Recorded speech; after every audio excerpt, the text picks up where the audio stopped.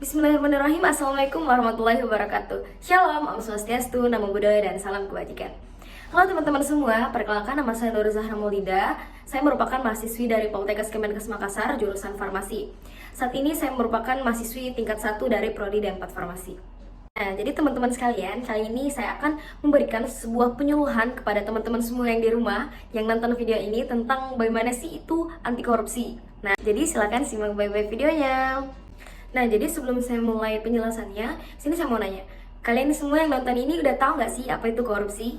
Belum tahu kan? Nah, di sini saya akan jelasin. Jadi apa sih itu korupsi? Nah, jadi korupsi adalah penyelewengan atau penyalahgunaan uang negara, baik perusahaan, organisasi, yayasan, dan sebagainya yang bertujuan untuk kepentingan pribadi maupun orang lain. Kini, korupsi menjadi masalah yang besar, khususnya di negara kita Indonesia. Mengapa demikian? Karena saat ini korupsi tidak terhitung lagi jumlahnya, berkembang dengan pesat, meluas di mana-mana, dan terjadi dengan secara sistematis dengan rekayasa yang begitu canggih. Nah, jadi teman-teman, ternyata korupsi ini juga memiliki banyak jenis. Nah, diantaranya itu kerugian keuangan negara, yang kedua suap menyuap, yang ketiga penggelapan jabatan, yang keempat pemerasan, yang kelima perbuatan curang, yang keenam benturan kepentingan dalam pengadaan, dan yang ketujuh yaitu gratifikasi, di mana gratifikasi ini adalah perbuatan korupsi yang paling sering terjadi di sekeliling kita. Jadi apa sih penyebab utama atau faktor utama yang menyebabkan para koruptor itu melakukan korupsi? Nah, namun yang paling sering terjadi karena yaitu sifat rakus atau keserakahan mereka. Nah, yang kedua adalah gaya hidup yang terlalu konsumtif. Dan yang ketiga yang paling penting adalah moral mereka yang lemah. Nah, jadi teman-teman, ternyata korupsi ini juga sangat berpengaruh pada aspek-aspek kehidupan kita dan memiliki dampak-dampak. Nah, adapun dampak-dampak yang paling berpengaruh dalam hidup kita diantaranya itu dampak di bidang ekonomi, bidang pemerintahan, bidang hukum, bidang politik, bidang pertahanan dan keamanan, serta bidang lingkungan. Nah, untuk penjelasannya kalian bisa baca di PPT yang telah saya sediakan. Nah, selanjutnya, jadi bagaimana sih upaya kita dalam pencegahan korupsi itu?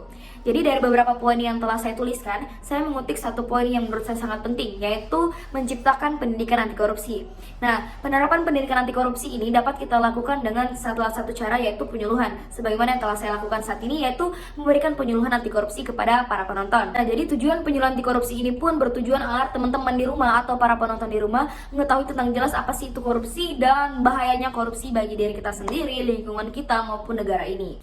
Selanjutnya, peran pemuda dalam pemberantasan anti korupsi. Jadi ternyata kita sebagai pemuda penerus bangsa ini harus mengambil peran dalam tindakan pemberantasan anti korupsi atau pencegahan korupsi ini. Nah, pencegahan korupsi ini dapat kita mulai dari hal kecil seperti menanamkan dalam diri kita bahwa perilaku atau tindakan korupsi ini merupakan hal yang sangat tercela. Jadi teman-teman semua ingat untuk selalu tanamkan nilai-nilai integritas anti korupsi pada diri kita, seperti perilaku jujur, peduli, mandiri, disiplin, tanggung jawab, kerja keras, sederhana, berani, dan adil. Mungkin itu saja yang dapat saya sampaikan. Semoga apa yang saya katakan, yang saya ucapkan, yang saya sampaikan bernilai manfaat bagi kalian semua yang menonton video ini. Syukran, wassalamualaikum warahmatullahi wabarakatuh. Saya Nur Zahra Maulida, mahasiswa Poltekkes Kemenkes Makassar, sehat tanpa korupsi. Saya generasi Indonesia, maju lawan korupsi. Poltekkes Kemenkes Makassar, wilayah bebas korupsi.